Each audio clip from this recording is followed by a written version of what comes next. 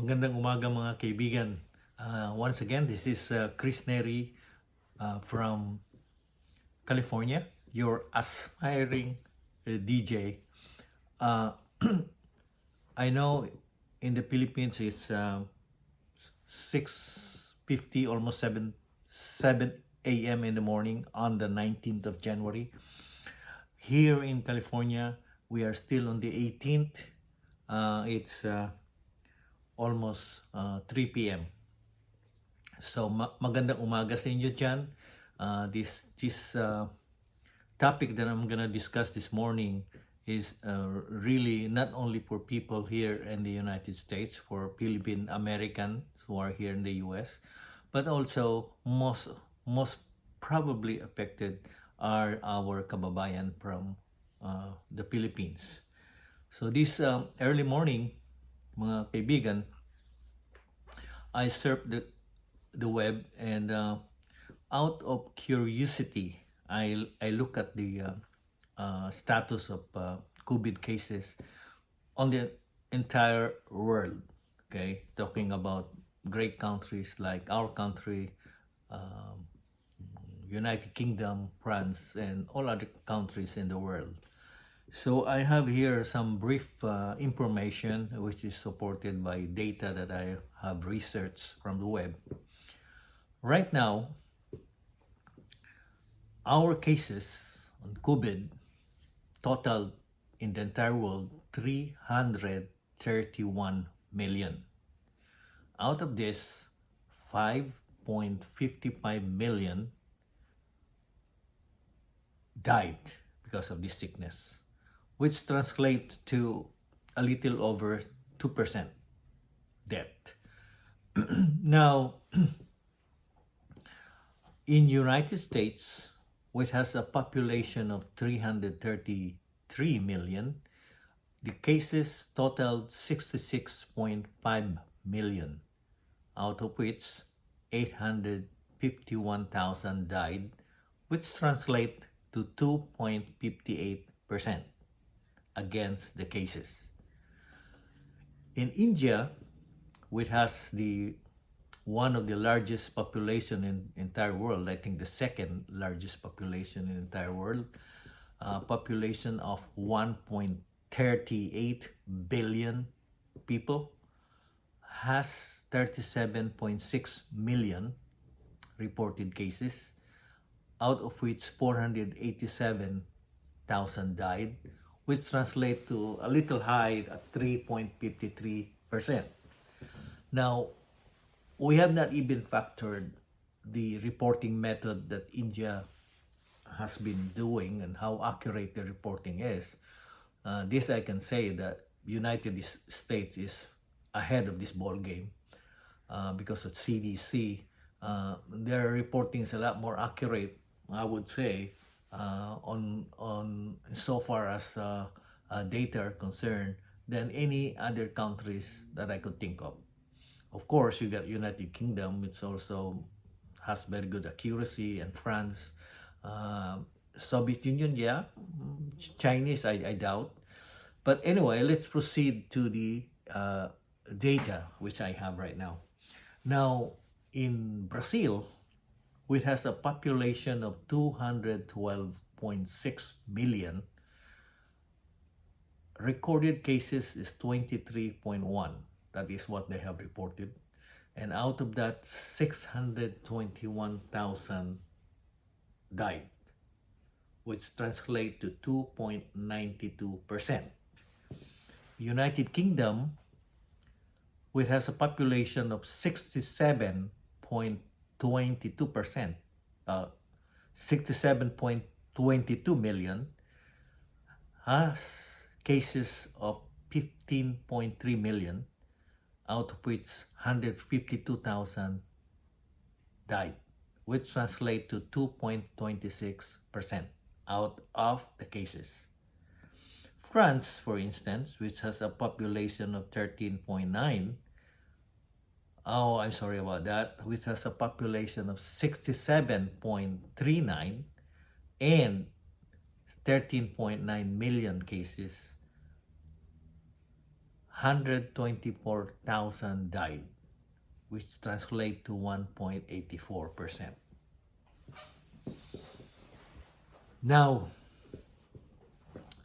in the Philippines, which has a 110 million population, the reported cases is 3.27 million as of today, as of this morning, out of which they reported 53,000 deaths, which is 0.48. I don't know how accurate this information from the Philippines is, because I'm not in the Philippines, and I don't know the basis of their recording. But honestly, personally, from my own point of view, I think there's a little bit understated in the Philippines, because of the way how reporting is being made. It could be some politics or it could be some technology issues.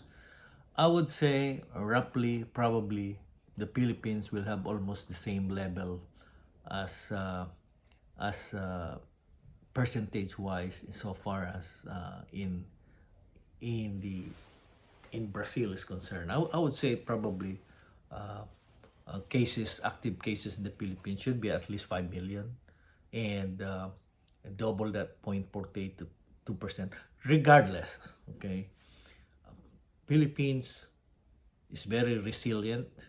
Filipinos, for whatever reason, they seem to have acquired that immunity. If they don't get sick, they don't report it. Even if they have COVID, they don't report it. At any rate, I would say Philippines has done a little better than all the other countries in the world.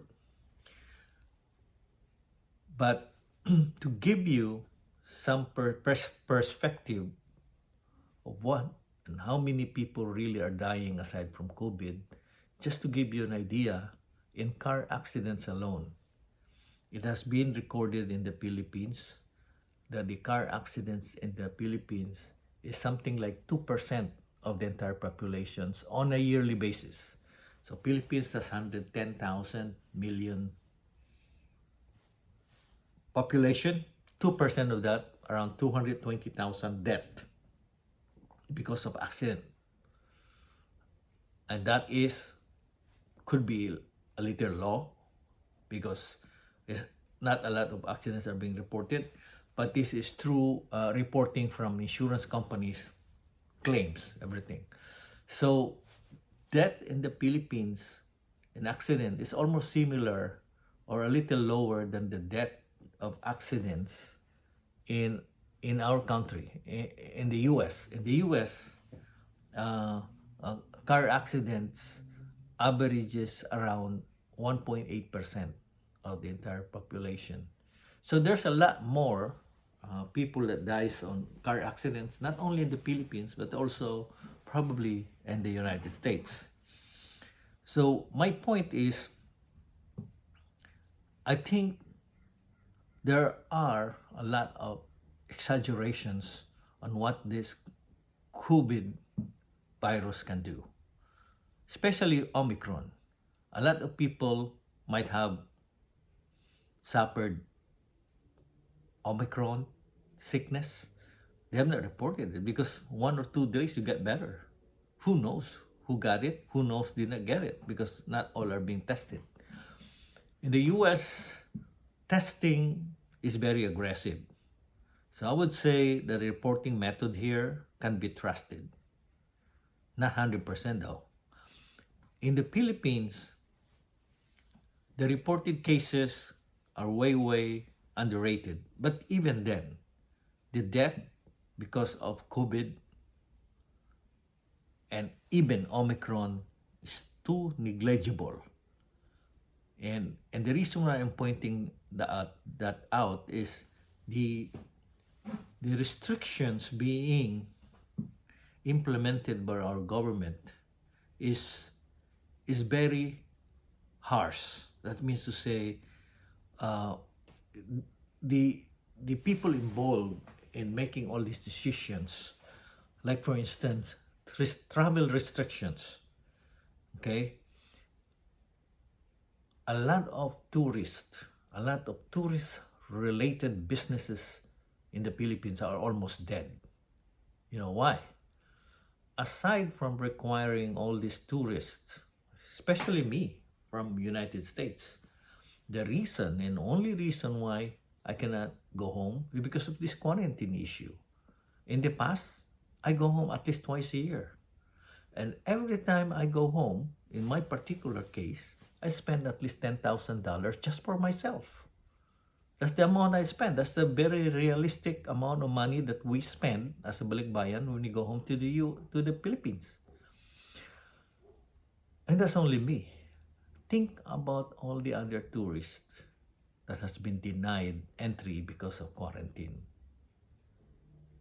A lot of Phil-Americans, my associates, my friends, and a lot of them are not even thinking of going to the Philippines unless this quarantine is being lifted. Think about this.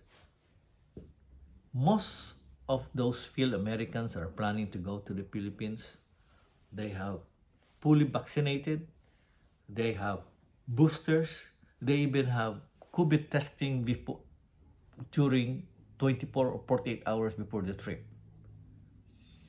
I will understand that we take another testing when we arrive, but we should be restricted at home. We should not be required to go to a hotel and stay there for at least 3 to 5 days or even 10 days and wait for another testing because we could set free. I think the travel restrictions have not been really thought very seriously by those people involved. The economic impact on this, the negative results of this is that millions of monies are being lost. Businesses are being closed, and there are more hunger. Think about this. In the Philippines alone, before the COVID, there were already a lot of hunger. And I can attest to that because we have these non-profit organizations that we feed hungry people in a very small area of our country. There's a lot of people that are already going hungry. Think about it, with all those small businesses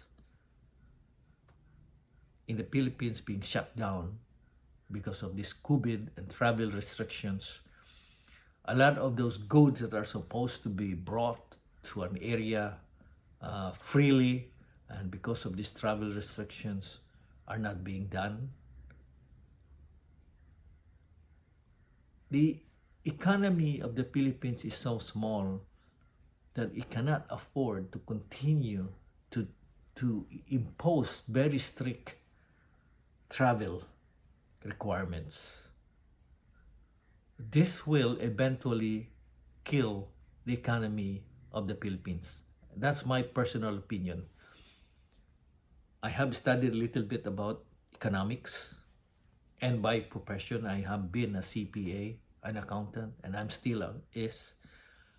I think with what is happening to our country, the Philippines, is very serious matter that has to be considered.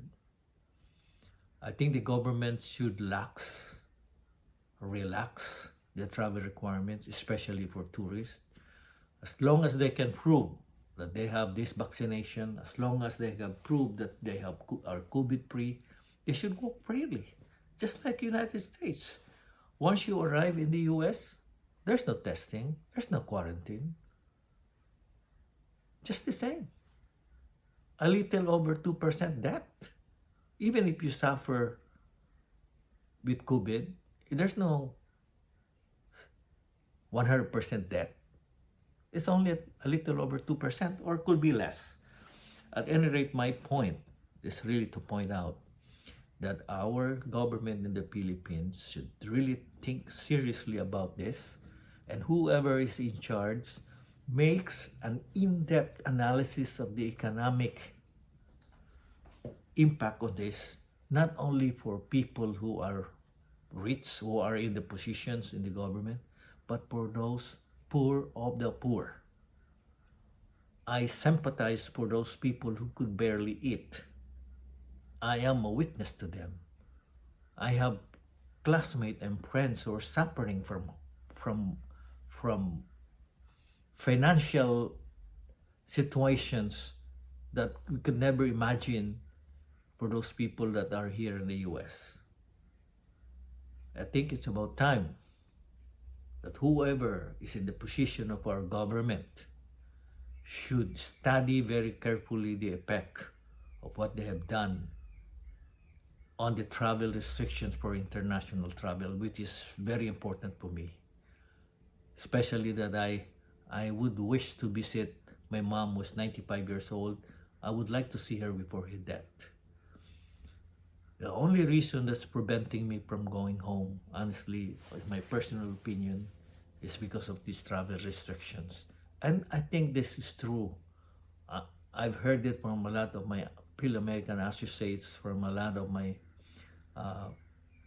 friends, relatives who are intending to go to the Philippines, has put that, shelved that off for the time being. And think about this. The economic impact for a country, not only for those people who live here in the United States, but all people, all Phil-Americans, or any other Filipino who are outside of our country.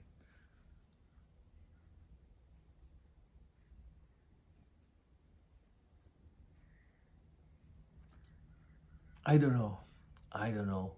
And how is it possible?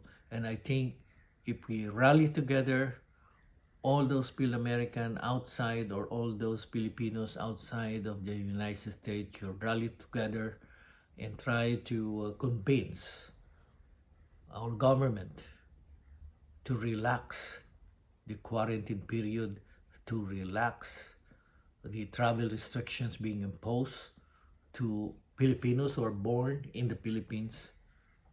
Then that is not only good for me, of course, that will be good for everyone, because the Philippines will again stimulate the economic activity insofar as their tourist areas are concerned, insofar as their travel tourist industry, which is really suffering hard at this time. At any rate, mga kababayan, I don't think this is much more on a personal scale myself, but I think a lot of you will have the same opinion.